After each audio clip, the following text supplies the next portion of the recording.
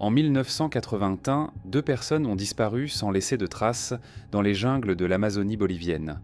Leurs empreintes se sont perdues dans le vaste labyrinthe vert, devenant l'un des nombreux mystères que recèle la plus grande forêt tropicale de la planète. Mais ce n'est pas d'eux qu'il s'agit dans cette histoire. C'est l'histoire de ceux qui ont survécu à l'enfer. L'Amazonie du début des années 1980 représentait la dernière frontière d'un monde inexploré. 5,5 millions de kilomètres carrés de jungle vierge où les couronnes des arbres s'entrelacent au-dessus de la tête, créant un crépuscule perpétuel, même lors des journées les plus ensoleillées. C'est un endroit où chaque mètre carré peut être mortel, qu'il s'agisse d'un serpent venimeux tapi dans les feuilles mortes ou d'un prédateur traquant sa proie dans le sous-bois dense. L'humidité ne descend jamais en dessous de 80%, ce qui fait de chaque respiration une lutte contre l'air chaud et épais. Les températures descendent rarement en dessous de 30 degrés et les pluies tropicales s'abattent sur le sol sans prévenir, transformant les étroits sentiers forestiers en torrents de boue infranchissables. Les locaux disent « Il n'y a pas de mauvais ou de bon temps en Amazonie, il n'y a que la jungle et elle n'épargne personne ». Mais au début des années 80, cette région accidentée attirait de plus en plus de jeunes aventuriers. L'ère hippie touchait à sa fin et la nouvelle génération avait soif non pas de révélations spirituelles, mais d'aventures réelles et dangereuses. Ils lisaient des livres sur les grands explorateurs, regardèrent des films sur les cités perdues et rêvèrent de trouver leur propre chemin vers la gloire ou la fortune. Pour beaucoup d'entre eux, l'Amazonie semblait être l'endroit idéal, le dernier endroit sur Terre où une grande découverte pouvait encore être faite. La même année, un jeune Israélien, Yossi Ginsberg, achevait son service naval. Il n'a que 21 ans, mais il a déjà suivi 3 années d'entraînement militaire qui ont endurci son caractère et lui ont donné confiance en ses propres capacités. Cependant, ce n'est pas le service militaire qui a déterminé son destin. Un jour, Yossi a reçu un livre qui a changé sa vie à jamais. L'autobiographie d'Henri Charrière, Le papillon de nuit, l'histoire d'un homme qui a survécu dans les conditions les plus incroyables. Ce livre a éveillé chez le jeune Israélien une soif d'aventure inextinguible. Après avoir économisé de l'argent grâce à des emplois occasionnels à temps partiel, Yossi entreprend un voyage à travers l'Amérique du Sud. Son voyage a commencé au Venezuela où il a fait de l'autostop, dormi dans des auberges bon marché et mangé dans des restaurants au bord de la route. C'est là, sur ces routes interminables, que son rêve d'atteindre le cœur du continent, la légendaire Amazonie, a commencé à prendre forme. À La Paz, la capitale de la montagne la plus haute du monde, le destin lui a fait rencontrer une compagnie inhabituelle. Il y a d'abord Marcus Stam, un professeur suisse en quête d'oubli après avoir rompu avec sa compagne. Européen raffiné, habitué au confort, il rêve pourtant d'une véritable aventure. Puis Kevin Gale, un photographe américain qui rêve de capturer la nature intacte de l'Amazonie, les rejoint. Son appareil photo est toujours prêt à prendre le cliché parfait. Mais le personnage le plus énigmatique de leur compagnie est Karl Ruprechter, un Autrichien qui se présente comme un géologue expérimenté. Grand, avec un regard perçant et des manières impeccables, il racontait des histoires étonnantes sur des villages indiens perdus dans la jungle et des gisements d'or. Ces récits ressemblent à des chapitres d'un roman d'aventure, et les jeunes voyageurs l'écoutent en retenant leur souffle. « Je connais l'endroit », dit Karl, penché sur une carte dans le bar enfumé de La Paz. Là, au plus profond de la jungle, vit une tribu qui n'a que peu de contact avec les hommes blancs. Et ils ont de l'or. Il nous suffit de nous y rendre. Ces paroles tombent sur un terrain fertile. 4 jeunes hommes, chacun avec ses propres rêves et ambitions, sont prêts à croire à ce conte de fées. Aucun d'entre eux ne savait alors que cette proposition serait le début d'une histoire qui changerait leur vie à jamais. Et personne ne se doutait que 2 d'entre eux ne reviendraient jamais de ce voyage. Le plan de l'expédition semblait simple. Voler jusqu'à la petite ville de Rurenabeek et, de là, s'enfoncer dans la jungle le long de la rivière Beni et de ses affluents. Karl a assuré qu'il connaissait bien l'itinéraire et que le voyage ne prendrait pas plus d'1 semaine. L'essentiel est d'arriver au village de Takana, explique-t-il en passant son doigt sur une carte usée. Là, les guides locaux nous montreront le chemin de l'or. Les préparatifs de l'expédition ont été étonnamment bâclés. Les sacs à dos sont remplis de riz et de haricots, de sel et de sucre. Karl insiste sur le fait qu'ils n'ont pas besoin de grandes réserves. Il y a beaucoup de nourriture dans la jungle, il suffit de savoir comment la trouver. Cette négligence aurait dû alarmer les voyageurs, mais l'excitation de l'aventure à venir a éclipsé la voix de la raison. Les premiers jours du voyage ressemblent à une chevauchée passionnante. Ils voyagent en bateau à moteur le long de la large rivière bénie, admirant la nature intacte. Kevin was constantly taking pictures, flocks of colorful parrots flying over the water, bizarre orchids hanging from the trees, ancient trees whose roots slid down to the water like giant snakes.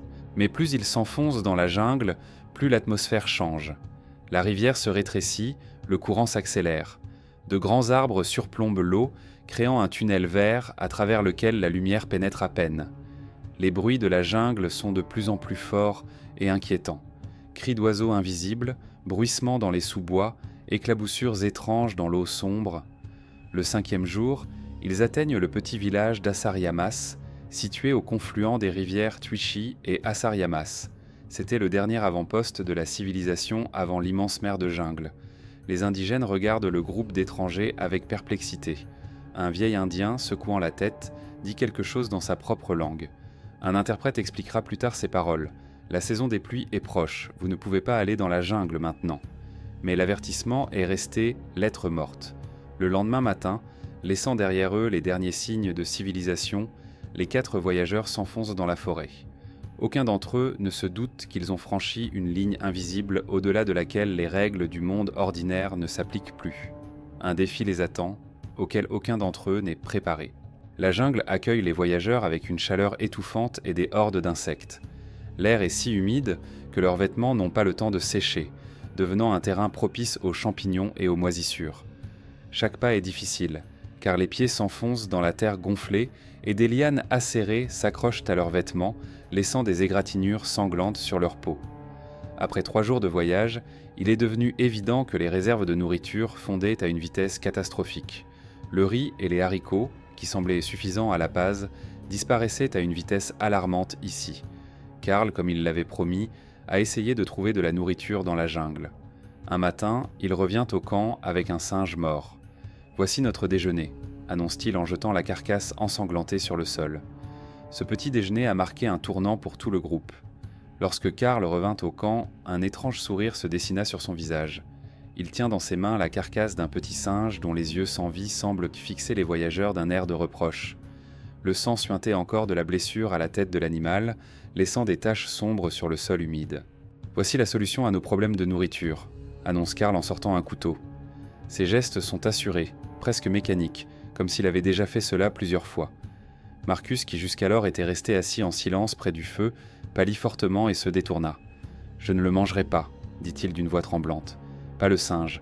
Regarde ses mains, ses doigts. Ils sont comme ceux d'un enfant. » Ces mots étaient suspendus dans l'air lourd de la jungle. Yossi et Kevin ont jeté un coup d'œil. Le même dégoût se lisait dans leurs yeux, mais aussi une compréhension de la nécessité absolue. « Nous n'avons plus de riz, dit Kevin sans lever les yeux. Si nous ne trouvons pas un moyen de nous procurer de la nourriture ici dans la jungle, nous ne tiendrons pas une semaine. » L'odeur de la viande en train de cuire se répandit dans le camp, provoquant des sentiments contradictoires chez les voyageurs. Marcus s'éloigne et se cache derrière les arbres. Il resta assis pendant des heures, grignotant les dernières miettes de riz et ignorant les appels des autres à se joindre au repas. C'est la première fois que le groupe est vraiment divisé, non pas physiquement mais mentalement. Une fissure invisible les sépare et elle ne fera que s'élargir au fil des jours. Mais les problèmes de nourriture ne sont qu'un début. L'humidité constante fait son œuvre, les pieds de Marcus sont couverts de plaies et de furoncles.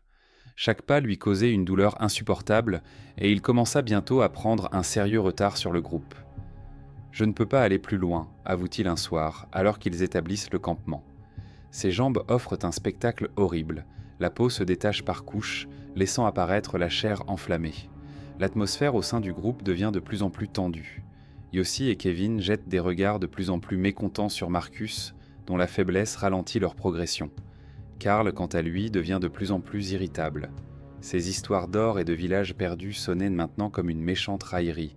Il n'avait pas rencontré le moindre signe de présence humaine.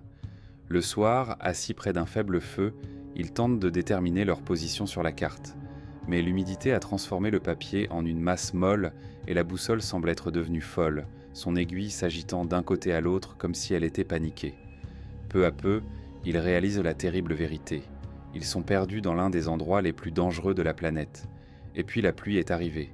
Pas les courtes averses habituelles, mais un véritable déluge tropical qui a transformé la jungle en un véritable enfer vert.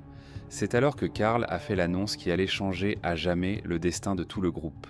Ce qui avait commencé comme une aventure s'est transformé en une lutte pour la survie. La carte à laquelle il s'était fié était inutile. Les pluies constantes l'avaient transformé en une masse détrempée. La boussole donnait des indications étranges, probablement en raison des dépôts de minerais de fer dans les montagnes. Ils sont pratiquement aveugles dans ce labyrinthe de verdure. Tous les matins commencent de la même manière. Il faut enfiler les vêtements trempés de la nuit. L'humidité est omniprésente.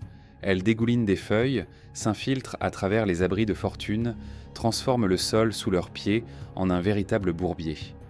Les bottes de Marcus, autrefois de bonnes chaussures de randonnée suisse, étaient maintenant des morceaux de cuir effrités, pleins d'eau boueuse. La nourriture est devenue une obsession. Les dernières réserves de riz avaient moisi et les tentatives de chasse devenaient de plus en plus désespérées. Karl a passé des heures à traquer les singes, mais les animaux semblaient narguer les infortunés voyageurs. Leurs cris résonnaient à droite et à gauche, mais il était presque impossible de les voir dans la dense canopée de la forêt. Chaque soir, autour du feu de camp, l'atmosphère devient de plus en plus oppressante. Kevin ne cache pas son irritation de devoir partager un maigre dîner pour 4. « Si seulement quelqu'un ne refusait pas de manger ce que nous recevons », dit-il en jetant des regards obliques à Marcus. L'homme resta silencieux, s'enfonçant un peu plus chaque jour. Ses pieds, constamment mouillés par l'humidité de la jungle, avaient été victimes du pied de tranchée, une dangereuse infection fongique. La peau entre ses orteils s'est ramollie et a commencé à se détacher, exposant la chair enflammée. La plante de ses pieds présentait de profondes fissures qui saignaient à chaque pas. Pire encore, l'infection ne se limitait pas aux pieds. Des traînées rouges d'inflammation s'élevaient déjà au-dessus des chevilles, annonçant des problèmes plus graves. Dans le climat tropical, même de petites blessures peuvent entraîner une infection mortelle. Yossi est ballotté entre deux mondes. Sa formation militaire lui a appris à être plus dur, à prendre des décisions difficiles. Mais quelque chose en lui résiste, l'empêchant de devenir complètement insensible. Il voit la souffrance de Marcus, la faim de Kevin, l'étrange changement de comportement de Karl.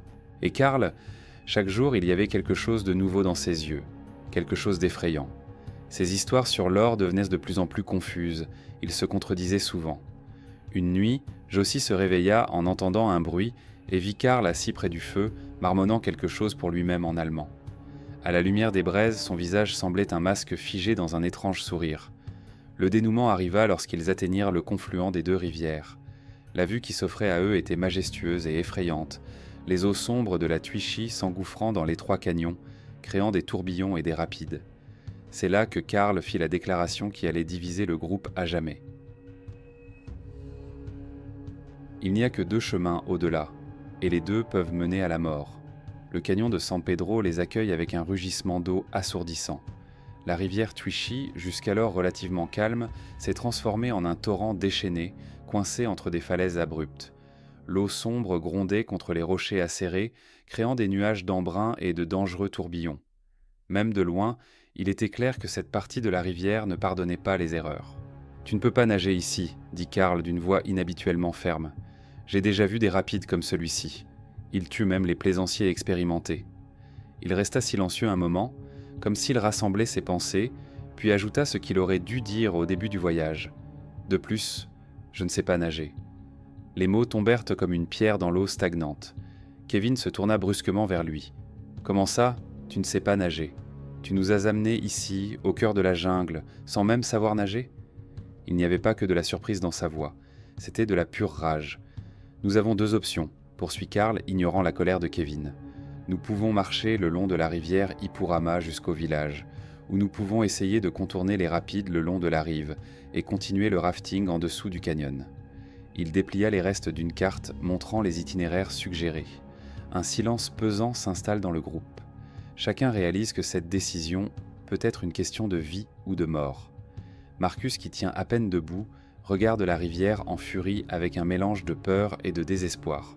Pour lui, le rafting signifie un contact permanent avec l'eau, qui pourrait finalement tuer ses jambes blessées. « Je vais marcher le long de la rive », dit finalement Karl. Avec Marcus, il ne pourra de toute façon pas ramer dans cet état. Il se tourne vers Yossi et Kevin, et vous pouvez continuer sur le radeau. Je vous retrouverai à La Paz avant Noël. Yossi hésite.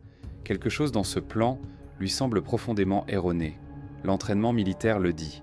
Un groupe ne doit pas se séparer dans une situation imprévisible. Mais Kevin avait déjà pris sa décision. La rivière était notre seule chance de sortir rapidement d'ici. Nous pourrons construire un nouveau radeau après les rapides.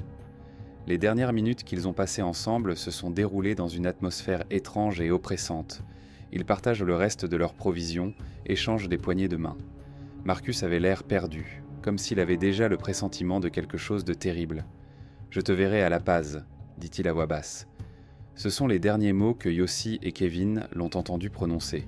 Ils se tenaient sur la rive, regardant les deux silhouettes disparaître lentement dans la pénombre verte de la jungle. Aucun d'entre eux ne savait que cette séparation était définitive, que Karl et Marcus ne seraient jamais revus. La rivière Tuichi n'a pas tardé à arriver. Après 1 heure de voyage, le radeau s'engage dans les premiers rapides du canyon de San Pedro. Le bruit de l'eau est assourdissant. Elle rugit, se fracasse contre les rochers, crée des tourbillons et des contre-courants. Yossi et Kevin, agrippés aux rames de fortune, tentent de diriger le radeau vers les parties relativement calmes de la rivière. « Restez à gauche !» crie Kevin en repérant un rapide particulièrement dangereux. Mais sa voix est presque noyée dans le grondement de l'eau. Le radeau file comme une écharde dans le courant, obéissant moins aux ordres des rameurs qu'aux caprices de la rivière. Soudain, un énorme rocher se dresse devant eux, à moitié caché par l'écume. Il n'y a pas le temps de manœuvrer. L'impact est monstrueux. Les poutres du radeau se brisent comme des allumettes. Yossi vit Kevin être projeté sur la rive droite avant d'être emporté par le torrent en furie. Le monde devint un chaos d'eau, d'écume et de grondements. Il fut ballotté d'un côté à l'autre, heurté contre des rochers sous-marins. À un moment donné, il a été aspiré par le maelstrom, et il a senti ses poumons commencer à brûler à cause du manque d'air. Par miracle, il réussit à remonter à la surface. Haletant et toussant, il voit un véritable cauchemar l'attendre, une chute d'eau. Il n'a pas le temps de réfléchir, le courant l'entraîne déjà vers le bord. La dernière chose qu'il fit fut de reprendre de l'air avant d'être projeté vers le bas. La chute semblait interminable. Lorsqu'il remonta enfin à la surface, il n'y avait plus de rivage en vue. Le courant l'entraînait de plus en plus loin au cœur de la jungle. Kevin n'était nulle part. Ce n'est que maintenant, seul au milieu de la nature sauvage, que Yossi réalise l'ampleur du désastre. Le soir venu, il réussit à regagner le rivage. Trempé, meurtri, mais vivant. Son sac à dos s'est miraculeusement accroché à un chicot près du rivage. C'est la seule lueur de chance de cette terrible journée. Mais il est trop tôt pour se réjouir. Tout autour, il y avait une vaste jungle et le soleil se couchait déjà. Quelque part, dans le labyrinthe vert, Kevin était peut-être là. Ou peut-être qu'il n'était plus en vie.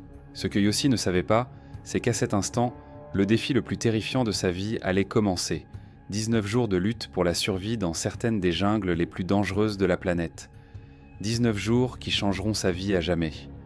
La première nuit passée, seule, a été la plus terrifiante. Sans feu, sans abri, avec des vêtements trempés, Yossi s'est assis le dos contre un arbre, écoutant les bruits de la jungle. Il semblait particulièrement inquiétant dans l'obscurité. Les grognements des jaguars, les cris d'oiseaux invisibles, les bruissements dans les buissons, chaque son pouvait signifier une mort imminente.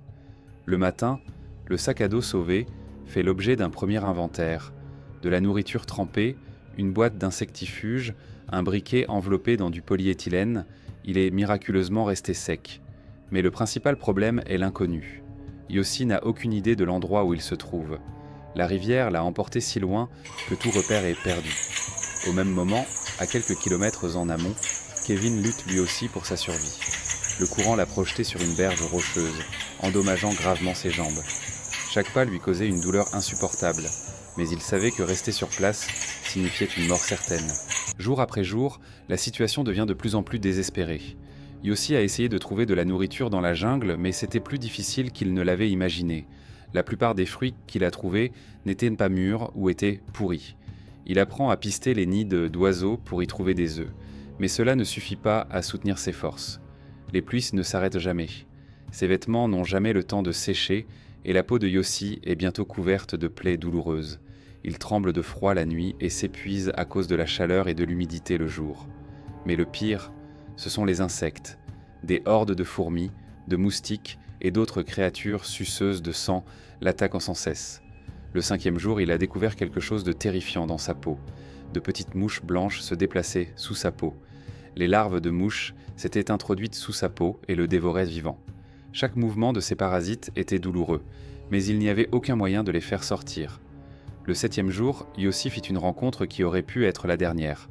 Dans le crépuscule qui précède l'aube, il entend une forte respiration et aperçoit 2 points lumineux dans les buissons, les yeux d'un jaguar. Le prédateur s'approche lentement et s'apprête à bondir. En désespoir de cause, Yossi saisit la bombe insecticide et un briquet, les seules armes dont il disposait. Le jet de flamme fait fuir le prédateur. Mais ce n'est qu'une victoire temporaire. Au 10e jour de son errance, Kevin se rend compte qu'il n'y arrivera pas à pied. Les blessures sur ses jambes se sont transformées en plaies suppurantes et chaque pas est une torture. La rivière est sa seule chance de salut. Même si c'était la rivière qui avait failli le tuer il y a une semaine, elle pouvait être son salut maintenant. Rassemblant ses dernières forces, il trouva un arbre tombé près de la rive. C'était une décision risquée que de se fier au courant sans pouvoir contrôler sa trajectoire. Mais il n'avait pas le choix. S'accrochant au tronc, il se laisse porter par la rivière, priant pour qu'il n'y ait pas de nouveau rapide. Pendant ce temps, Yossi s'enfonce de plus en plus dans le désespoir. La faim et la solitude faisaient leur œuvre et son esprit commençait à lui jouer des tours. Le 13e jour, il la vit pour la première fois, une jeune fille assise à côté de lui dans l'abri improvisé. Elle n'a pas dit un mot, elle était juste là, mais sa présence l'a étrangement aidé à se sentir plus fort. Je savais qu'il s'agissait d'une hallucination, se souviendra plus tard Yossi. Mais je lui ai parlé, j'ai partagé des repas avec elle, je lui ai construit un abri contre la pluie. Lorsqu'elle a disparu un matin, j'ai ressenti un tel désespoir, comme si j'avais perdu ma dernière amie sur Terre. Le 5e jour de son voyage solitaire en rafting, Kevin a entendu des voix. Il a d'abord cru qu'il avait des hallucinations, mais les voix sont devenues de plus en plus claires.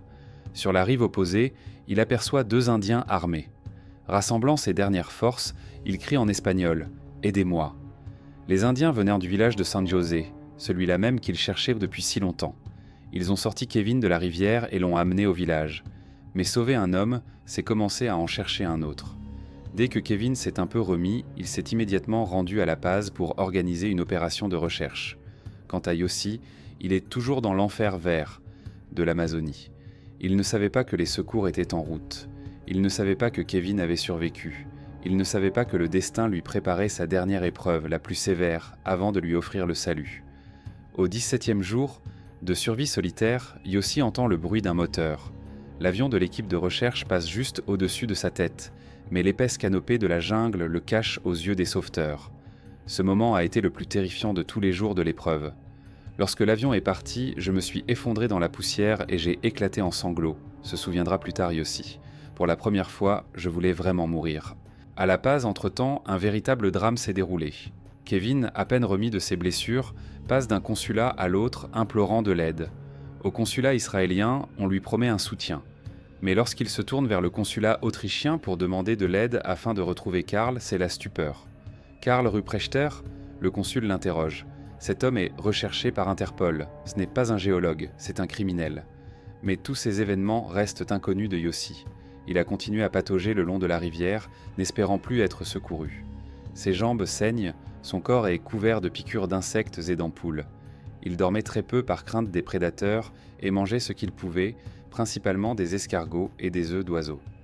Le 19e jour, ce que l'on appellera plus tard un miracle s'est produit.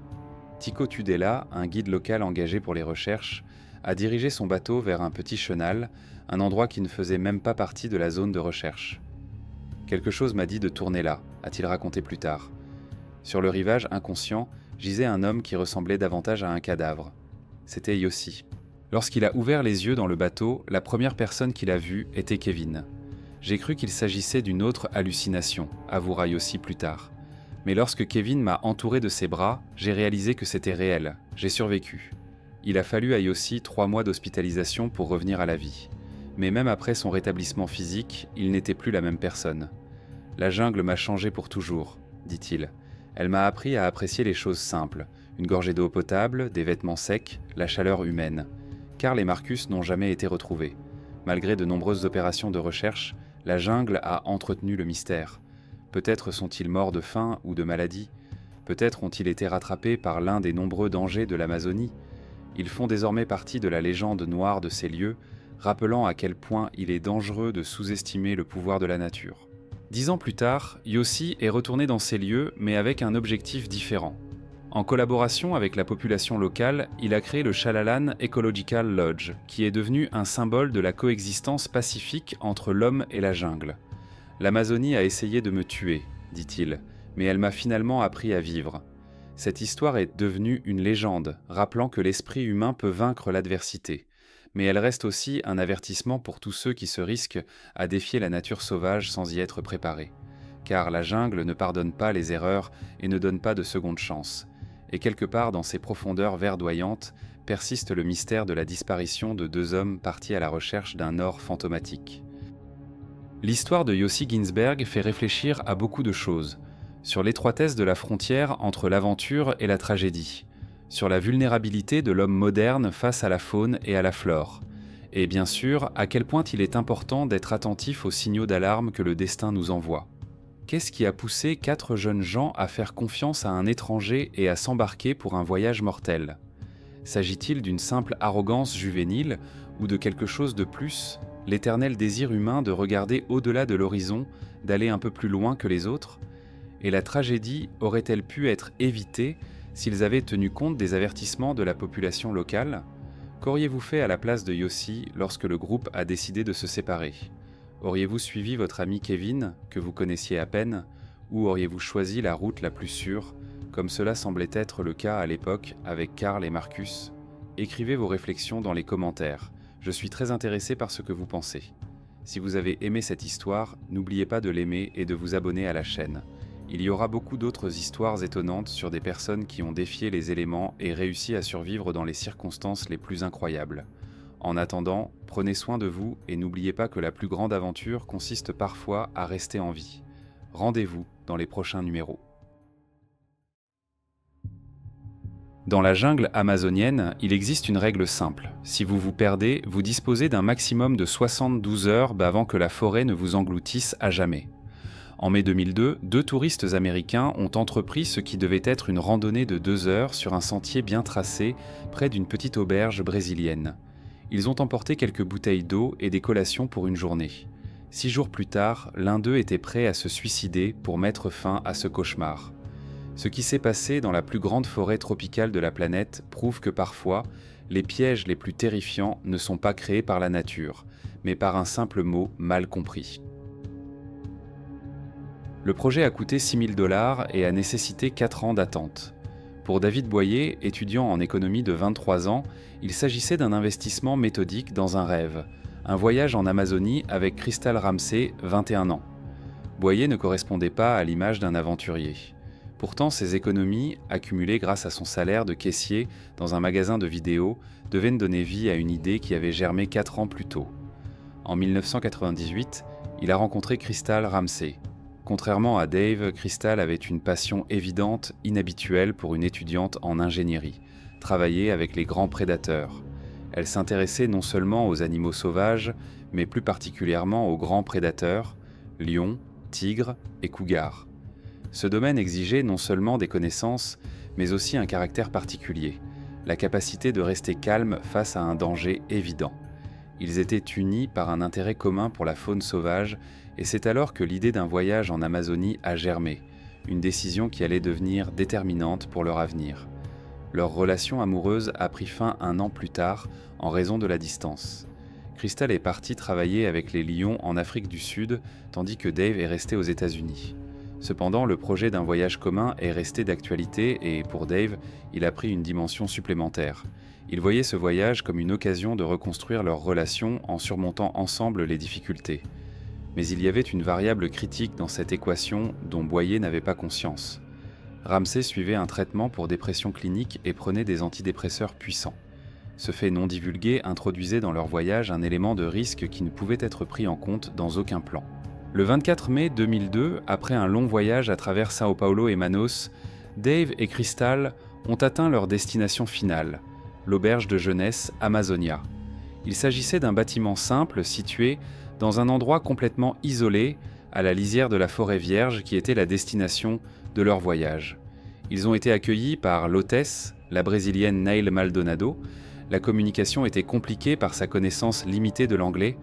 Pour s'expliquer, elle a utilisé une feuille de papier sur laquelle elle a dessiné un schéma du territoire de l'auberge.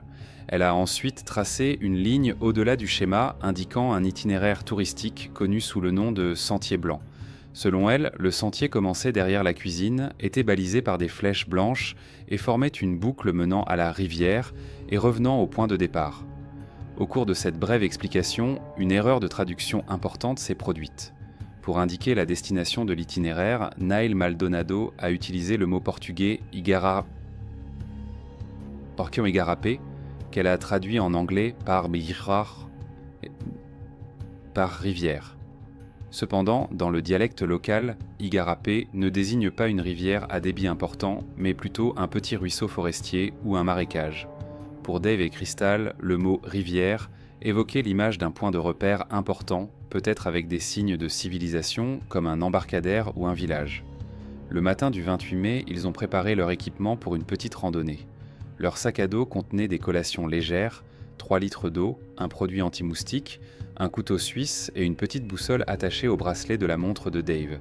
Ils avaient un équipement de randonnée standard et prévoyaient de revenir à l'heure du déjeuner.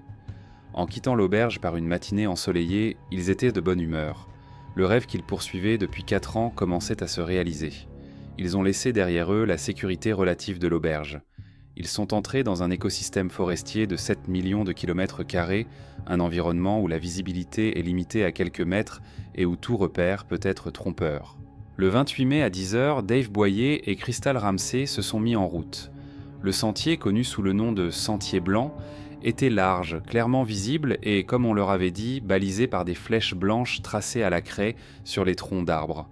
Pendant les 2 premières heures, le système a fonctionné à merveille. Ils se sont enfoncés dans la forêt, s'arrêtant pour prendre des photos. Pour eux, c'était l'aboutissement d'un rêve qu'ils caressaient depuis 4 ans, et rien ne laissait présager que quelque chose pourrait mal tourner. Une erreur cruciale a été commise vers midi. Leur attention a été attirée par un bruit, le chant d'un oiseau, qu'ils estimaient à moins de 30 mètres du sentier. Immédiatement après, ils ont entendu le bruit de l'eau qui tombait. Dans l'esprit de Dave et Crystal, ce bruit a immédiatement fait le lien avec les informations qu'ils avaient reçues à l'auberge. Le sentier était censé les mener à une rivière. Ils ont supposé que la cascade faisait partie de ce réseau fluvial et qu'une fois qu'ils l'auraient trouvée, ils pourraient rejoindre la route principale. La décision de quitter le sentier à ce moment-là leur a semblé logique et sûre. Ils ont quitté le sentier battu pour s'enfoncer dans les sous-bois. Leur progression a immédiatement ralenti. Ils ont dû écarter des lianes et enjamber des arbres tombés. Après environ une demi-heure, toujours incapables d'atteindre la source du bruit, ils ont décidé de faire demi-tour. C'est à ce moment-là qu'ils ont découvert qu'il n'y avait pas de sentier. Dans aucune direction, il n'y avait de marque à la craie blanche, ni même le moindre signe d'une clairière. Dans la forêt amazonienne, où la végétation dense limite la visibilité à 3 à 5 mètres, l'œil humain perd sa capacité à trouver des repères. Toutes les directions semblaient identiques à la précédente. Dave se tourna vers le seul appareil de navigation dont il disposait, une boussole miniature fixée au bracelet de sa montre. Elle indiquait le nord. Mais dans la forêt, où le terrain et la végétation rendaient impossible tout déplacement en ligne droite et les obligeaient à dévier constamment pour contourner les obstacles, les indications de la boussole perdaient toute signification pratique. Ils ne savaient pas à quel moment ils s'étaient écartés de leur route et ne pouvaient plus tracer de vecteur pour leur retour. Vers 2h de l'après-midi, après presque 4 heures d'errance, ils arrivèrent à un obstacle, une plaine inondable marécageuse d'environ 50 mètres de large. La surface de l'eau stagnante était recouverte d'une épaisse couche de lentilles d'eau verte, d'où émergeaient des troncs d'arbres noircis par l'humidité. Pour Dave, cette découverte confirmait sa théorie. Dans son esprit, ce marécage correspondait parfaitement à la description approximative en anglais de la rivière, Igarapé, donnée par le propriétaire de l'auberge. C'était un puissant ancrage psychologique. Ils n'erraient pas simplement, ils avaient trouvé un point de repère. La certitude d'être de nouveau sur la bonne voie était si forte qu'ils traversèrent la plaine inondable sans hésitation, s'enfonçant jusqu'aux genoux dans l'eau chaude et trouble. Il y avait effectivement un sentier sur la rive opposée, mais ses caractéristiques étaient très différentes de celles du Sentier Blanc. C'était une clairière étroite, à peine visible, d'à peine plus d'un demi-mètre de large, manifestement creusée par des animaux. Elle les obligeait à marcher en file indienne, en se baissant constamment pour éviter les branches qui pendaient au-dessus de leur tête. Le fait essentiel qu'ils ignoraient à ce moment-là était l'absence totale de marques de craie blanche. Mais l'espoir s'est avéré plus déterminant que les données objectives. 2 heures plus tard, Vers 4 heures, ce sentier animalier se heurta à un obstacle infranchissable, le tronc d'un arbre géant tombé. Dave grimpa pour évaluer la situation. Il n'y avait rien au-delà de l'obstacle. Pas de continuation du sentier, pas de clairière, seulement un mur de végétation solide et impénétrable. À ce moment-là, l'espoir subjectif se heurta à la réalité objective. Dave redescendit vers Crystal. L'analyse de la situation ne laissait aucune place à l'optimisme. Il se trouvait dans un endroit inconnu, dans une forêt tropicale couvrant une superficie d'environ 7 millions de kilomètres carrés, sans carte, sans équipement de navigation ni appareil de communication. Leur marche de 2 heures s'était officiellement transformée en une lutte pour la survie. Avec le crépuscule, l'environnement acoustique a rapidement changé. Les sons des oiseaux et des insectes diurnes ont été remplacés par le répertoire des espèces nocturnes, créant un paysage sonore dense et inconnu. Les conditions physiques se détériorèrent également. Avec une température avoisinant les 30 degrés Celsius, l'humidité atteignit 90%. Dans un tel environnement, l'évaporation de la sueur de la peau s'arrête presque, ce qui entraîne un risque de surchauffe même sans effort physique. Le plan initial de Dave était de maintenir le moral. Ils s'installèrent pour la nuit sous les racines d'un grand arbre, avec l'intention de rester éveillés et de discuter jusqu'à l'aube. Leur seule protection, un répulsif contre les moustiques, fut efficace pendant les premières heures. Cependant, une fois évaporés, les insectes lancèrent une attaque systématique contre toute peau non protégée.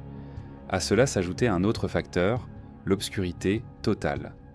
Dans la partie inférieure de la canopée de la forêt tropicale, après le coucher du soleil et sans clair de lune, la visibilité tombe à zéro. Il s'agit d'une condition objective dans laquelle l'œil humain est incapable de distinguer même les contours de sa propre main tendue devant son visage. La privation visuelle totale, aggravée par des irritants physiques constants et un environnement sonore inconnu, est devenue la première épreuve difficile pour leur psychisme. Leur projet de passer la nuit à discuter a échoué. Toute leur énergie a été dépensée à lutter contre les conditions extérieures. Le 29 mai, deuxième jour, la déshydratation est devenue le principal problème. À midi, leurs réserves d'eau en bouteilles étaient complètement épuisées. Cela les a contraints à prendre un risque calculé, boire l'eau des ruisseaux de la forêt. Ils ont essayé de filtrer l'eau trouble au goût de craie à l'aide d'un morceau de tissu. Cependant, cette mesure ne permettait d'éliminer que les saletés visibles, les laissant vulnérables au danger principal, les microbes et les parasites présents dans l'eau de cette région qui peuvent provoquer des maladies graves. Dans le même temps, leurs maigres réserves de nourriture s'épuisaient. Sous la pression physique et psychologique croissante, Dave a décidé d'adopter une approche systématique. Il a mis en place une technique de recherche appelée expansion des carrés. À l'aide d'une boussole, il a défini une direction dans laquelle il se déplacerait pendant un certain temps, d'abord 5 minutes, puis au tour suivant du carré, 10 minutes, puis 15 minutes. L'objectif théorique de cette méthode est de ratisser systématiquement la zone afin d'augmenter les chances de croiser un sentier ou un autre repère linéaire. Cependant, cette stratégie méthodique mais contre-intuitive est devenue un sujet de friction psychologique. Pour Crystal, dont l'état se détériorait, l'idée de marcher en rond dans la forêt semblait absurde et contre-productive. Elle insistait sur l'importance de choisir une direction et de s'y tenir. Ce fut le premier conflit enregistré entre leurs approches de la survie. La méthode logique mais énergivore de Dave contre l'impulsion instinctive mais risquée de Crystal. Au soir du deuxième jour, il était clair que la tactique de Dave n'avait pas fonctionné. Chaque carré qu'il parcourait ne les ramenait qu'au même paysage, renforçant le sentiment le plus démoralisant qui soit, l'hypothèse de l'infinité et de la monotonie absolue de l'espace qui les entourait. Le 30 mai, troisième jour, un changement de tactique s'est produit. L'analyse des 48 heures précédentes a montré que la recherche par carré dans une forêt dense était inefficace et entraînait une dépense énergétique excessive. Une nouvelle stratégie, plus simple, a été adoptée. Se déplacer strictement vers le sud-est à l'aide d'une boussole. Afin de répartir la charge physique et cognitive, ils ont mis en place un système de rotation. Le leader changeait toutes les 2 heures. Le leader était responsable de la navigation et de la planification de l'itinéraire. En même temps, le suiveur pouvait conserver ses ressources mentales en se contentant de suivre le leader. Le problème de l'hydratation a été résolu avec des moyens improvisés. Les ruisseaux de la forêt ont servi de source d'eau et le tissu du soutien-gorge de Crystal a été utilisé comme filtre. Cette méthode permettait uniquement d'éliminer les grosses particules de l'eau troubles au goût crayeux, mais ne protégeaient pas contre les micro-organismes. À ce stade, leur régime alimentaire avait été réduit à presque rien. Les réserves de nourriture étaient épuisées. Le soir, ils ont tenté de créer un abri de nuit plus fiable. Tout en ramassant des branches de palmier, Crystal a utilisé la motivation psychologique. Elle a promis à Dave un baiser pour chaque branche qu'il apporterait, à condition qu'il reçoive sa récompense après leur sauvetage. Cette technique orientée vers l'avenir s'est avérée efficace. Dave a ramassé 47 grandes branches, à partir desquelles ils ont construit un abri conique. À la fin du 3e jour, leurs actions étaient devenues systématiques. Ils avaient une stratégie pour se déplacer, une méthode pour obtenir de l'eau et un abri bien équipé. D'un point de vue extérieur, il s'agissait d'une adaptation réussie à un environnement hostile. Dans la nuit du 30 au 31 mai, la situation a pris un tournant dramatique. La température a chuté de manière inattendue et des nuées de moustiques ont rendu le repos insupportable. Une pensée aléatoire de Dave leur a sauvé la mise. Il s'est souvenu que les moustiques n'avaient pas touché la partie de sa peau qui avait été enduite de boue le matin même.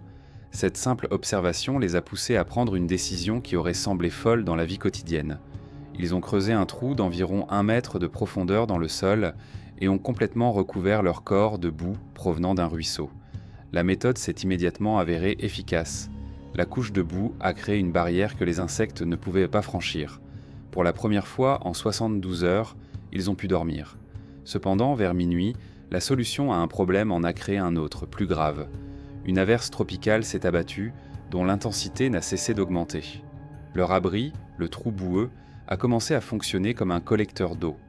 À 1 heure du matin, l'eau s'était accumulée au fond du trou et, à 2 heures, le niveau de l'eau avait atteint leur menton, les exposant à un risque immédiat de noyade.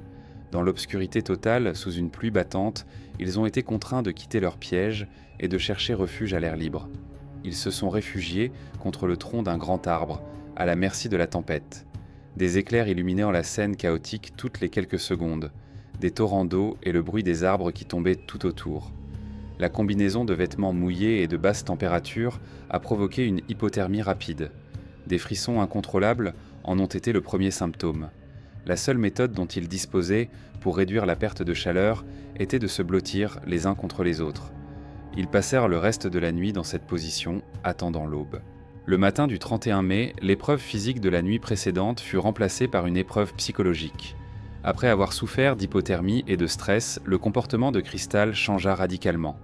Dave remarqua qu'elle était complètement apathique et détachée émotionnellement. Elle bougeait mécaniquement, sans aucun signe visible de volonté. Dave ne pouvait pas connaître la raison réelle de ce changement. Son état était dû non seulement à un traumatisme, mais aussi à des processus biochimiques. Plus de 3 jours s'étaient écoulés depuis qu'elle avait pris sa dernière dose d'antidépresseurs. Le syndrome de sevrage, aggravé par sa dépression clinique, avait déclenché une crise psychologique aiguë. Alors qu'ils se préparaient à poursuivre leur voyage, Crystal lança un ultimatum. « Je ne peux pas supporter une autre nuit comme celle-ci. Nous devons partir d'ici aujourd'hui, sinon je n'y survivrai pas. » Cette déclaration était faite sans émotion, ce qui lui donnait le poids d'un fait objectif plutôt que d'une menace paniquée. Pour Dave, c'était le signe qu'il était en train de perdre sa seule alliée. L'ultimatum de Crystal ajoutait un nouvel élément à leur situation désespérée, un compte à rebours psychologique. Désormais, Dave luttait non seulement contre la jungle, mais aussi contre la volonté déclinante de sa partenaire. Sous cette pression, le 1er juin, ils poursuivirent leur chemin.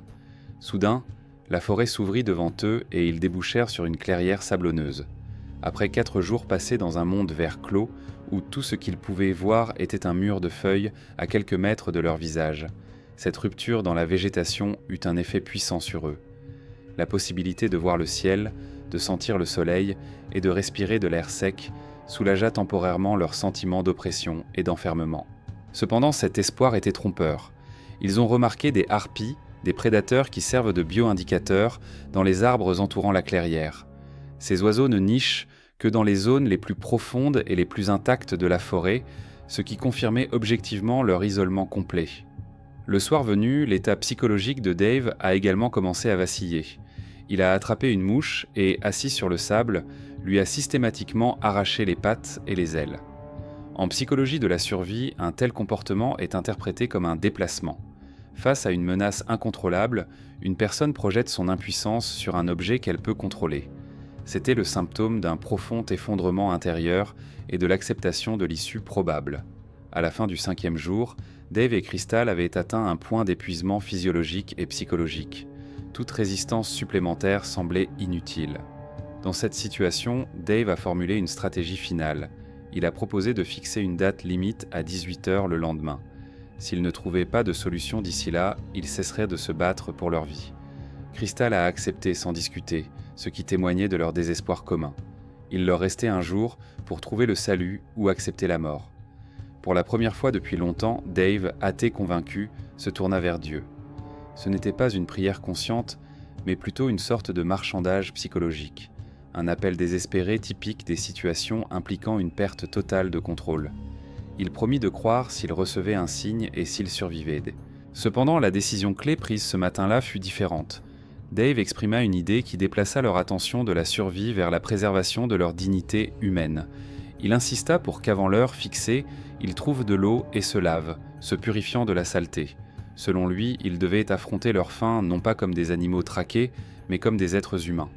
Paradoxalement, cette décision leur redonna un but et un sens à leurs actions. Leur nouvelle tâche n'était pas de trouver une issue, mais d'accomplir un dernier rituel de respect de soi. Le 2 juin, 6e jour, Dave se réveilla et évalua leur état physique. Leur épuisement était évident. Au cours des derniers jours, Crystal avait perdu beaucoup de poids et ses jambes étaient couvertes de nombreuses lacérations causées par des plantes épineuses. Chaque mouvement lui demandait un effort surhumain. Dave lui-même présentait des symptômes d'épuisement extrême. Il n'avait pratiquement rien mangé depuis 4 jours, à l'exception de quelques baies dont la valeur nutritionnelle était inconnue. Selon leurs calculs, ils n'avaient consommé que 150 calories en 6 jours. Leur corps était entré en état de catabolisme, un processus dans lequel l'organisme commence à dégrader ses propres tissus musculaires pour maintenir ses fonctions vitales. À midi, il était clair que leurs calculs étaient corrects. Crystal ne pouvait plus se déplacer, que sur de courtes distances de quelques mètres, après quoi elle avait besoin de se reposer. Sa faiblesse physique était exacerbée par les effets du syndrome de sevrage et de la dépression. Dave en arriva à une conclusion logique. D'ici le soir, leur réserve d'énergie serait complètement épuisée et le lendemain, ils seraient physiquement incapables de poursuivre leur voyage. À 14h, ils entendirent un bruit encourageant. C'était le bruit de l'eau, mais son volume et sa complexité différaient du murmure familier des ruisseaux. Dave y vit l'occasion de mettre en œuvre la décision prise le matin même. Il dit à Crystal qu'il pourrait enfin se laver avant de mourir. S'agrippant aux racines et aux branches, ils commencèrent à descendre lentement la pente vers le bruit. Le paysage qui s'ouvrait devant eux n'était pas un ruisseau, mais une forêt inondée de façon saisonnière, un igapo. C'était un autre monde, une vaste étendue d'eau ouverte d'où poussaient des arbres comme des colonnes. Dave entra le premier dans l'eau. Après plusieurs jours de chaleur étouffante, la fraîcheur de l'eau lui procura un soulagement physiologique immédiat. Il sentit la chaleur s'atténuer et la flottabilité soulager ses jambes blessées. Crystal le suivit. Leur tactique changea à nouveau. Ils nagèrent désormais en s'agrippant au tronc et aux racines. Vers 4 heures de l'après-midi, le bourdonnement régulier d'un moteur parvint à leurs oreilles. Un petit avion volait à basse altitude au-dessus des arbres. Bien sûr, ils étaient invisibles, à travers la dense canopée verte. Pourtant, pour Dave, la logique était simple et immédiate. Un avion privé dans cette région sauvage ne pouvait signifier qu'une seule chose. Ses parents avaient organisé des recherches. L'idée que leurs efforts désespérés s'étaient tendus sur des milliers de kilomètres jusqu'à cet endroit sur la carte devint pour lui un puissant ancrage psychologique, et son espoir, qui avait presque disparu, se raviva. À 6 heures du soir, lorsque leur temps fut écoulé, la forêt inondée fit place à une large rivière d'environ 81 mètres de large, et puis Crystal, dont le regard était presque indifférent, se figea soudainement. Elle désigna un méandre de la rivière. « C'est vrai ? Tu vois des gens ?» Dave plissa les yeux. 2 points sombres se déplaçaient lentement sur l'eau. C'étaient des canoës. Leur voix, affaiblie par la faim, faiblissait, mais le désespoir leur donnait de la force. Les canoës leur répondirent et commencèrent à ramer plus vite. Adenilson Elson, un chasseur local, revenait de la pêche avec son cousin Guido. Le matin, il avait entendu un message à la radio du propriétaire de l'auberge. « Si vous trouvez 2 Américains perdus, traitez-les comme des membres de votre famille. » Lorsqu'un avion de recherche a survolé la zone à midi, Adenilson a compris que les Américains se trouvaient quelque part à proximité. Il a décidé de changer de cap et de pagayer en direction du bruit du moteur. Les canoës se sont approchés lentement. La rivière était large et profonde, mais chaque seconde semblait une éternité. Dave et Crystal pagayèrent vers eux, utilisant leur dernière force. Lorsque le canoë fut à leur hauteur, Adenilson tendit la main. Dave la saisit et sentit pour la première fois depuis 6 jours le contact chaleureux et fort d'une autre personne. Épuisés, ils furent tissés à bord des bateaux. Une fois à bord, incapables de prononcer un mot, leurs corps se mirent à trembler de manière incontrôlable, réaction au stress et à l'épuisement qu'ils avaient enduré. Lorsque le soleil toucha l'horizon, leur période de 6 jours était écoulée, mais ils étaient désormais en sécurité. Les habitants du village d'Alto Alegre les accueillirent comme des membres de leur famille.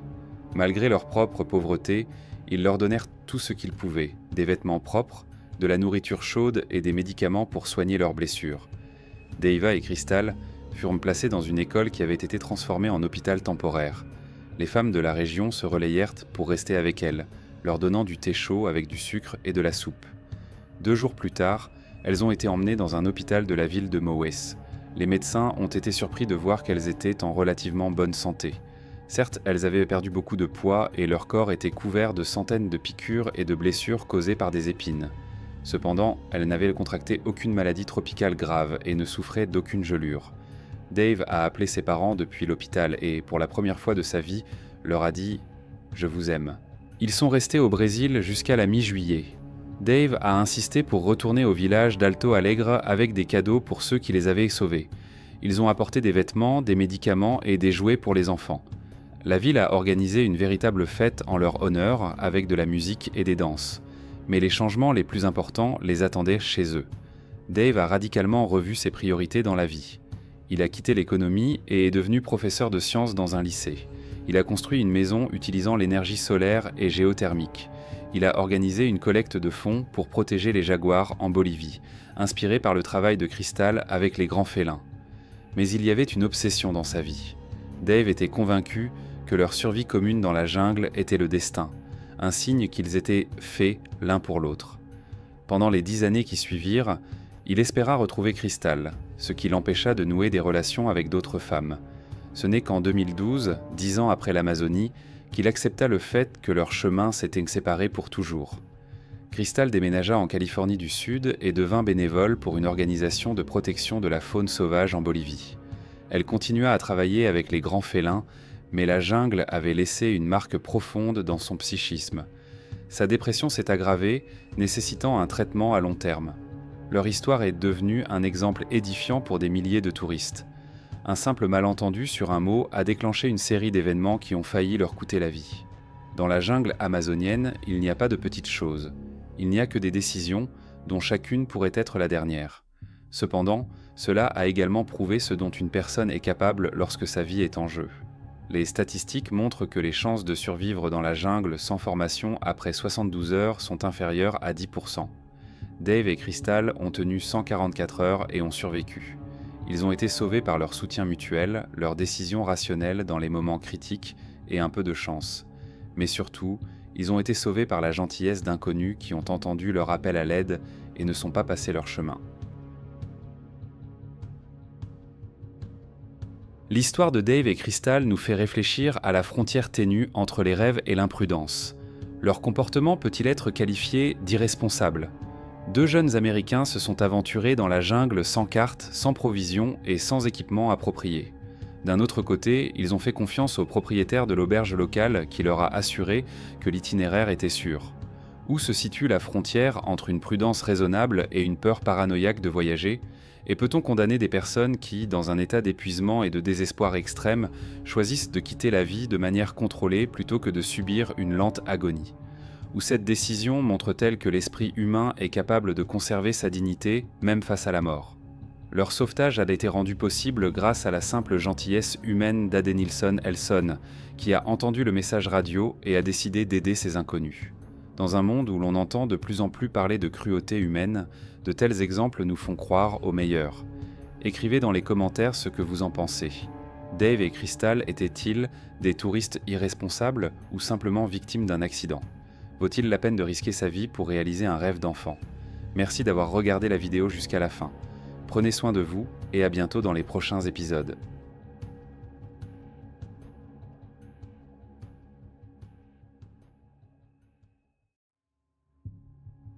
Il existe une règle tacite dans le bassin amazonien: si le fleuve ne vous tue pas de ses dents, il vous rendra fou par son infinité.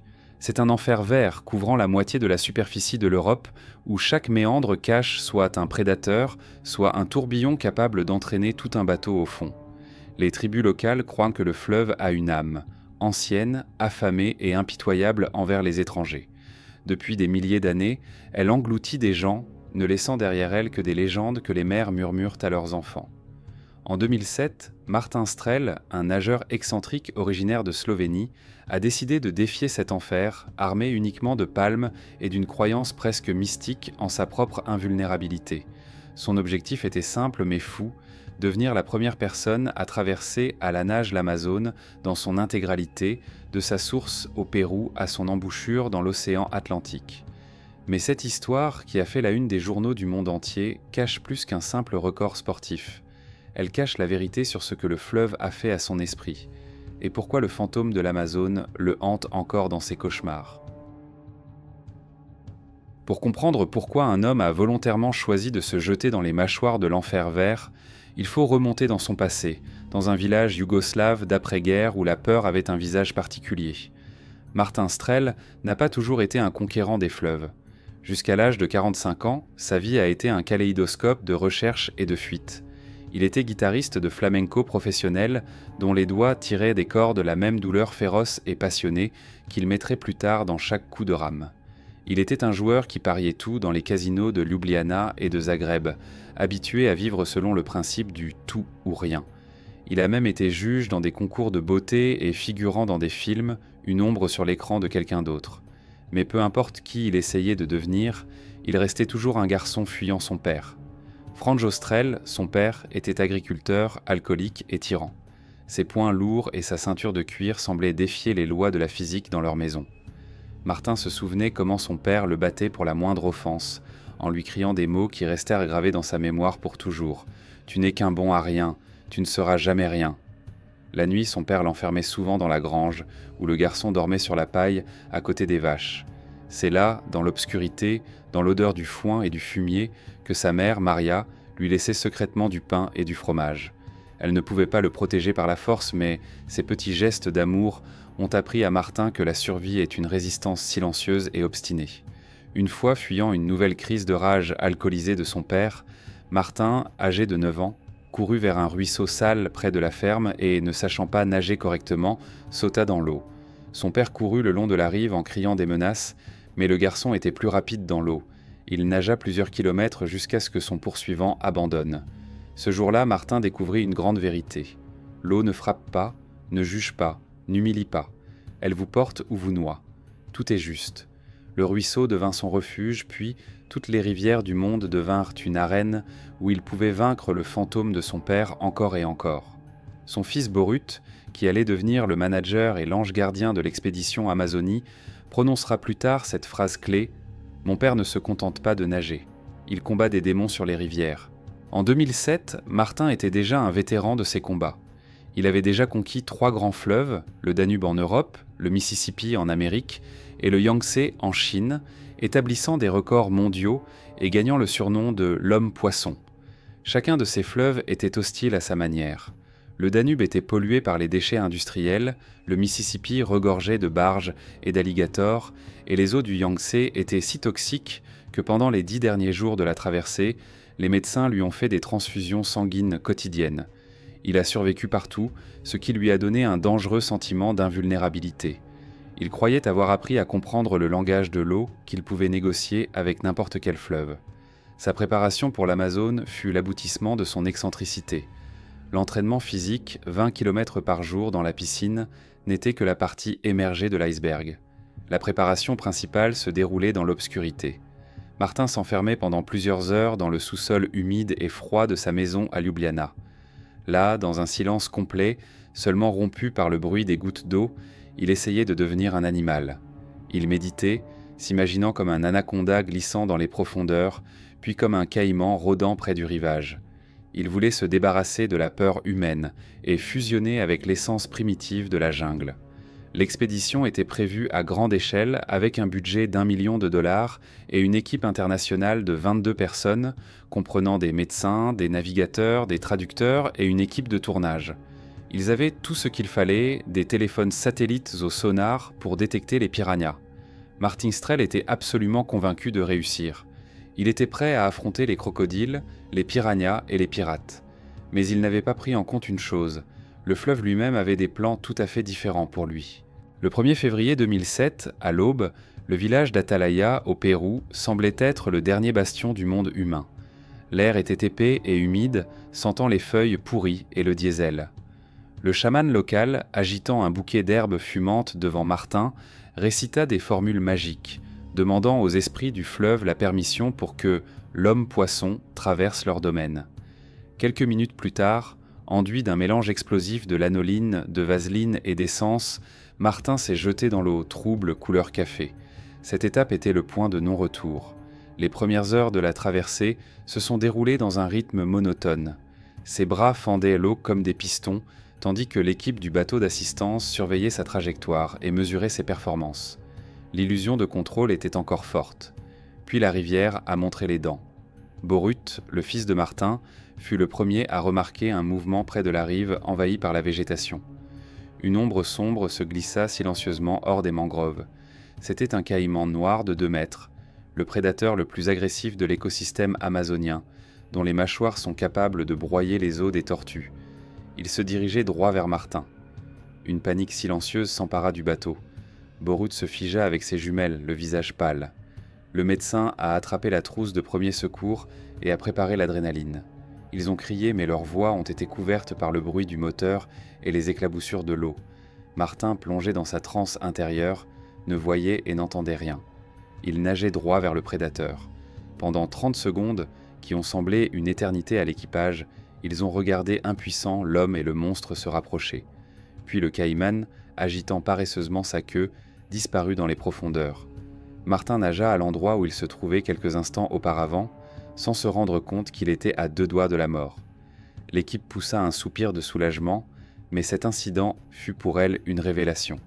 Son illusion de sécurité venait de voler en éclats. Le fleuve venait de montrer les crocs.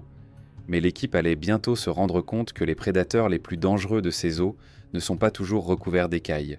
Pour Martin Strel, la catastrophe n'était pas un événement explosif unique. C'était un processus lent et insidieux qui, jour après jour, corrodait son corps et son esprit. Le premier acte de ce drame fut sa rencontre avec des gens. Le 6e jour de leur voyage, au crépuscule, alors qu'ils traversaient la frontière entre le Pérou et la Colombie, 2 hors-bord apparurent à l'horizon. Les guides péruviens ont immédiatement ordonné de couper le moteur et d'éteindre les lumières. C'était le territoire des trafiquants de drogue, où tout bateau non identifié était considéré comme une menace. Pendant 15 minutes, dans l'obscurité et le silence complet, ils ont dérivé, observant les silhouettes sur ces bateaux qui les examinaient à la jumelle. Borut a vu le reflet métallique des canons des fusils d'assaut Kalachnikov. Un faux mouvement, un rayon de lumière provenant de la lampe torche de l'équipe de tournage, et ils auraient été criblés de balles. Les bateaux sont partis aussi soudainement qu'ils étaient apparus, mais l'équipage avait compris, la loi humaine ne s'appliquait pas ici, et ils étaient complètement seuls. Le 2e acte de la catastrophe s'est déroulé pendant une tempête, le 18e jour. Le ciel est devenu noir et une pluie tropicale s'est abattue sur le fleuve. Des vagues d'1 mètre de haut ballottèrent le bateau d'un côté à l'autre. Soudain, Martin, qui nageait au milieu du chaos, hurla. Sa voix était pleine de terreur. Il criait que des piranhas le mordaient, qu'il sentait leurs dents s'enfoncer dans sa jambe. L'équipe paniqua et se précipita pour effectuer une manœuvre bien rodée. Verser un seau de sang de porc du côté opposé à Martin afin de distraire le groupe. Mais le jeune assistant brésilien perdit son sang-froid. Pris de panique, il aspergea le liquide rouge à l'odeur de fer juste à côté du nageur. Martin se débattit avec rage et désespoir, s'éloignant du nuage de sang qui ne détournait plus l'attention des prédateurs, mais les attirait. Lorsqu'il fut hissé à bord, ses jambes ne portaient aucune égratignure, seulement des ecchymoses dues aux épreuves précédentes. Mais cela n'avait plus d'importance. Le désastre s'était produit dans sa tête. Il ne faisait plus confiance à ses sens. La rivière avait commencé à le tromper. Les semaines suivantes ont transformé Martin en une ombre de lui-même. L'équipe a commencé à appeler cet état « mode Frankenstein ». Il a presque cessé de parler, économisant son énergie même pour mâcher. Sa communication avec le monde se réduisait à des murmures, à des fragments de chansons folkloriques slovènes et à de longues disputes animées avec la rivière elle-même. Il ramassait des bâtons flottant dans l'eau et les tenait comme des antennes, prétendant parler aux dieux de la rivière. Son corps continuait à effectuer mécaniquement 30 000 mouvements par jour. Pourtant, son esprit dérivait de plus en plus loin sur le courant sombre. Le point culminant de ce déclin fut une explosion de violence. Un jour, le réalisateur de documentaire John Marangouin s'est trop approché de sa caméra en essayant de filmer un autre épisode de Martin. Le nageur, les yeux vides et le visage déformé, a sauté hors de l'eau, a arraché la caméra des mains de John, l'a jetée dans la rivière et a violemment poussé le caméraman. Boruta et Matt ont réussi de justesse à les séparer. Ce fut un choc pour tout le monde. L'homme-poisson, le philosophe et l'artiste s'étaient transformés en une bête dangereuse et traquée. Mais le véritable sacrifice irréversible a été fait dans le silence de la tente médicale à bord du navire. Le médecin de l'expédition, le docteur Mateja Pečnik, l'observait avec une inquiétude croissante depuis 2 semaines. De violents maux de tête, des vertiges, des convulsions et des pertes de mémoire indiquaient tous quelque chose de plus grave qu'un simple épuisement. Des analyses de sang, envoyées secrètement par satellite à une équipe médicale virtuelle, ont confirmé les pires craintes. Le diagnostic ressemblait à une condamnation à mort, paludisme cérébral. Des parasites qui avaient pénétré dans son sang attaquaient à son cerveau, provoquant une inflammation et détruisant lentement son système nerveux. Lorsque le médecin l'a annoncé à Martin, il lui a saisi la main. Il lui a fait promettre de ne le dire à personne. Si l'équipe l'apprenait, elle mettrait fin à la traversée, ce qui équivalait pour lui à une condamnation à mort. Il a pris la décision consciente de sacrifier sa santé mentale pour atteindre son objectif. Lorsque la vérité a finalement été révélée quelques jours plus tard, l'équipe a été horrifiée. Ils ont réalisé qu'ils n'accompagnaient pas seulement un athlète en passe de battre un record, ils étaient complices d'un suicide lent et douloureux. Martin avait conclu un pacte avec le fleuve pour vaincre ses démons. Mais maintenant, le fleuve exigeait son dû, son propre esprit. Lorsque Martin a commencé à perdre le contact avec la réalité, le centre de contrôle de l'expédition a changé. Ce n'est pas lui qui s'est adapté, mais son équipe.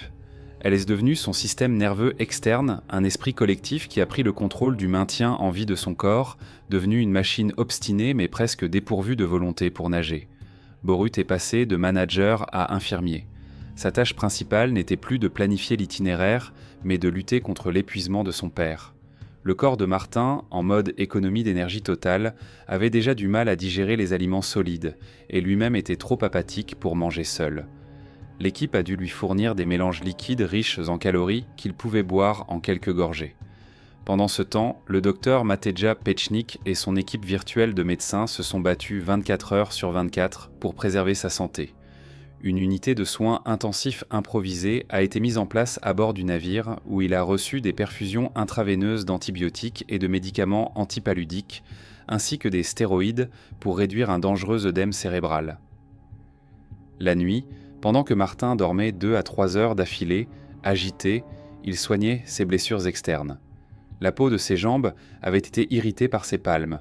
La vieille combinaison de plongée dont il refusait de se séparer avait provoqué des plaies profondes et enflammées. L'une des procédures les plus désagréables a été l'ablation des larves de mouches de la peau. Le problème était que le parasite s'accrochait au tissu corporel à l'aide d'épines dentelées et toute tentative de l'arracher pouvait entraîner des déchirures et une infection grave. Pour forcer la larve à lâcher prise, les médecins ont utilisé une méthode éprouvée sur le terrain. Ils ont coupé son accès à l'oxygène par le trou respiratoire de sa peau. Une épaisse fumée de cigarette forçait le parasite à sortir à la recherche d'air, ce qui permettait de l'attraper délicatement avec une pince chirurgicale et de l'enlever entier. Martin ne montrait presque aucune réaction à la douleur, se contentant de gémir doucement dans son sommeil. Son adaptation se résumait à une chose. Son corps avait appris à endurer des souffrances incompatibles avec la conscience d'une personne normale. L'équipe improvisée, trouvant chaque jour de nouvelles solutions pour permettre à cet organisme épuisé de fonctionner pendant encore 24 heures. Sa nouvelle réalité se résumait à un rituel impitoyable, dépourvu de pensées et d'émotions. L'aube, le gavage, la lubrification du corps avec un mélange d'essence, les éclaboussures d'eau, et 12 heures de rame monotone. Son monde s'était réduit à un espace de quelques mètres, l'eau sale et brune devant ses yeux, le bruit incessant du moteur du bateau d'escorte et le soleil équatorial brûlant qui lui brûlait la peau, même à travers la crème protectrice. Il nageait le regard vague, ses mouvements réduits à l'automatisme, dépourvus de toute variation. Les pensées de record, de gloire et les démons du passé avaient disparu. Il ne restait plus qu'un rythme animal, inspiré, coup gauche, coup droit, expiré. Dans ce cycle monotone d'épuisement, il avait des compagnons inattendus, des dauphins roses d'eau douce. Ces cétacés, endémiques de l'Amazonie, semblaient l'accepter comme l'un des leurs. Ils nageaient en groupe, jouaient autour de lui et émettaient leur cliquetis caractéristique. Parfois, pendant une fraction de seconde, un semblant de sourire apparaissait sur le visage de Martin, qui était depuis longtemps devenu un masque immobile. Pour l'équipe, habituée à ne voir qu'une coquille vide devant elle, ces moments valaient leur pesant d'or.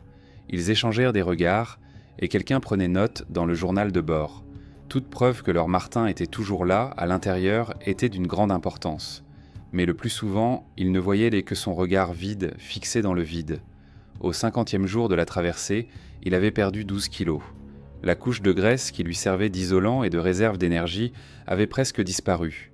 Ses joues étaient creusées et les contours de ses côtes étaient visibles sous sa peau.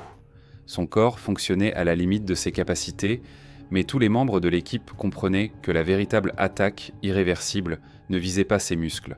Elle visait son cerveau. Mais tandis que son corps fonctionnait comme une machine sans âme, son esprit se transformait en théâtre des cauchemars les plus terrifiants. Le paludisme cérébral, exacerbé par un épuisement extrême, commença à avoir des conséquences neurologiques prévisibles et terrifiantes. La barrière entre le monde physique et les projections de son cerveau endommagé commença à s'amenuiser rapidement. Les hallucinations commencèrent. La nuit, au milieu de l'eau noire comme du pétrole, il se mit soudain à crier et commença à grimper sur le bateau, pris de panique. Son corps était secoué de convulsions tandis qu'il racontait de manière incohérente avoir vu une petite fille en robe blanche à la surface de l'eau qu'il appelait par son nom. L'équipage scruta l'obscurité à l'aide de leurs lampes torches, mais ne vit que des ondulations à la surface de l'eau et le reflet froid de la lune. Les fantômes de son passé avaient désormais une voix et une forme. Il restait figé dans l'eau pendant plusieurs minutes, se disputant violemment avec le rivage désert, où, selon lui, son père se tenait debout et lui criait des insultes depuis son enfance. Martin lui répondait, sa voix solitaire résonnant dans la jungle silencieuse. Les frontières de la réalité s'estompaient de plus en plus. Il commença à affirmer que les piranhas ne représentaient plus une menace, car il lui chantait désormais des chansons de flamenco, une synthèse bizarre entre sa vie passée de guitariste et son cauchemar actuel. Son discours devint un flux de conscience mêlant slovène, anglais et espagnol. Borut regardait, impuissant, les yeux de son père le traversaient, réagissant à un monde que personne d'autre ne pouvait voir. Le journal de bord de l'expédition contenait les notes effrayantes du médecin.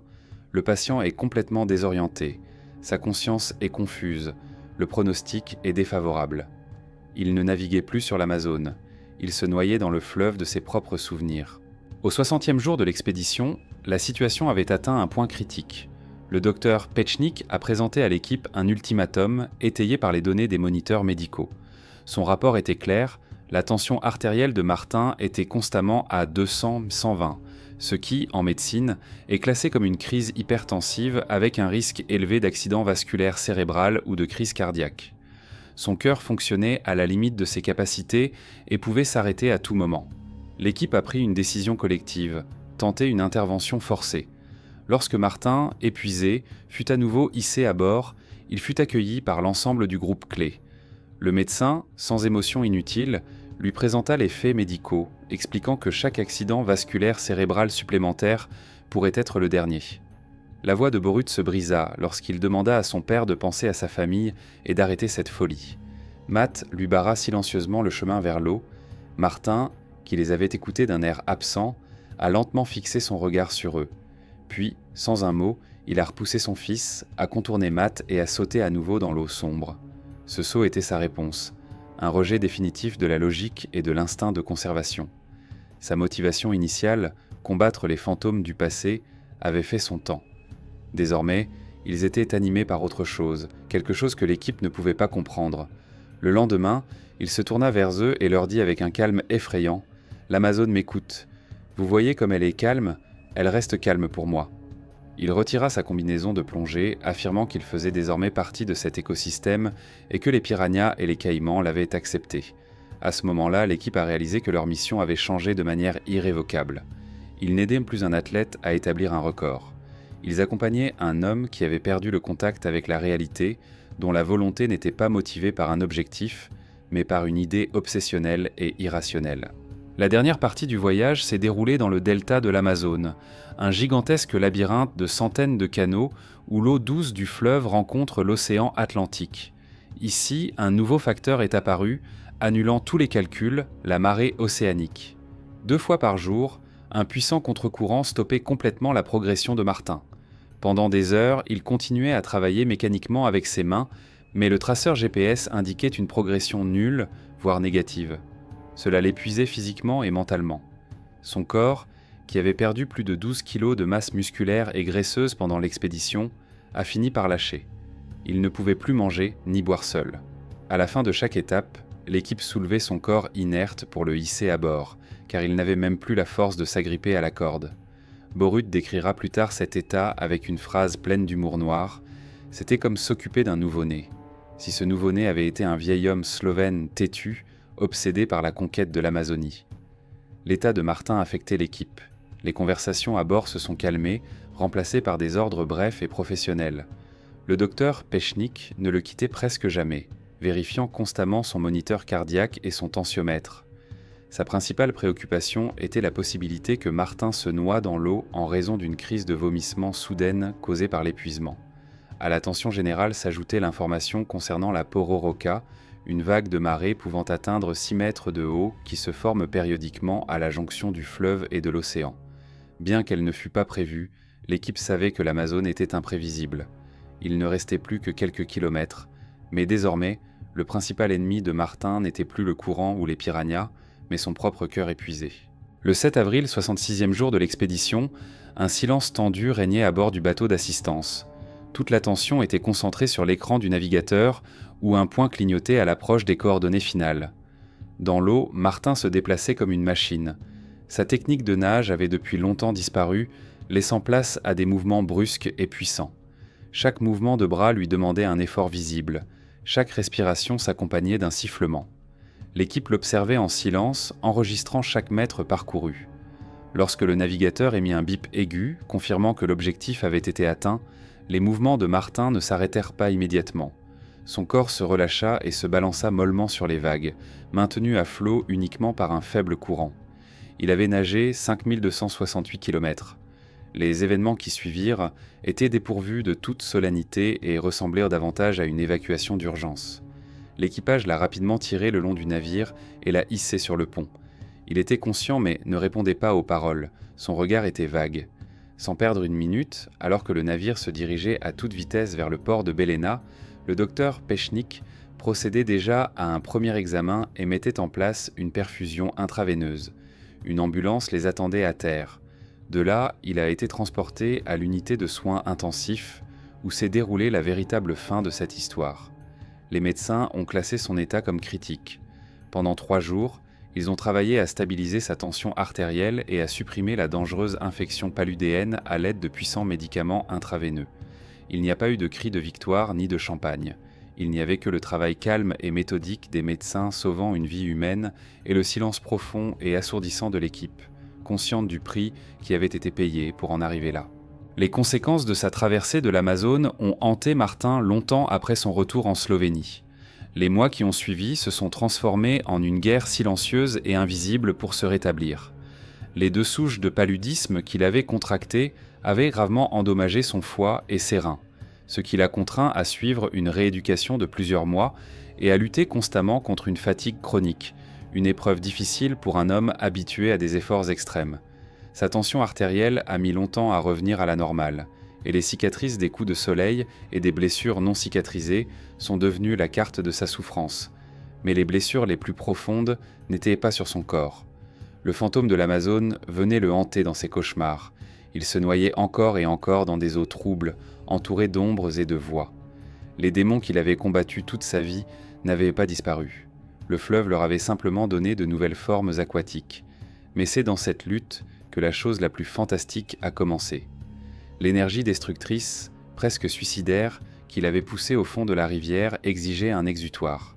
Et Borut, son fils, qui était passé de navigateur à soignant puis à psychologue, a trouvé un moyen de canaliser cette énergie dans une nouvelle direction. Il a compris que son père avait besoin de plus qu'une simple convalescence. Il avait besoin d'un nouvel objectif qui donnerait un sens à l'enfer qu'il avait traversé. C'est ainsi qu'est née l'idée de Strel Swimming Adventure. C'était une idée brillante, transformer le champ de bataille en un lieu de loisir. L'homme qui avait failli mourir dans le fleuve le plus dangereux du monde a commencé à enseigner aux autres à aimer les eaux libres. Avec son fils, il a commencé à organiser des circuits de natation dans les coins les plus beaux et les plus sûrs de la planète, les lacs cristallins de Slovénie et les îles ensoleillées de la côte croate. Les clients qui venaient le voir du monde entier ne voyaient pas un recordman brisé, mais un mentor sage et ironique qui leur enseignait non pas la technique de la nage, mais la capacité à sentir l'eau, à lui faire confiance et à en profiter. Le guerrier qui avait déclaré la guerre à la rivière s'est transformé en un guide qui montre sa beauté aux autres.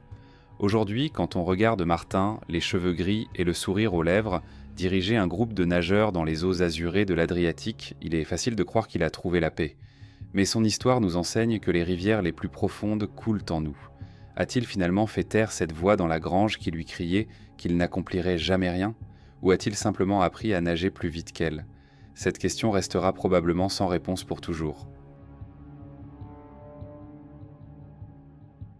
L'histoire de Martin Strel n'est pas seulement celle d'un record, c'est l'histoire de ce qu'une personne est prête à faire pour faire taire les voix dans sa tête. Qu'est-ce qui l'a vraiment poussé à aller de l'avant? Une volonté incroyable ou un traumatisme profond subi pendant son enfance? Où se situe la frontière entre l'amélioration héroïque de soi et la lente autodestruction déguisée en grand objectif?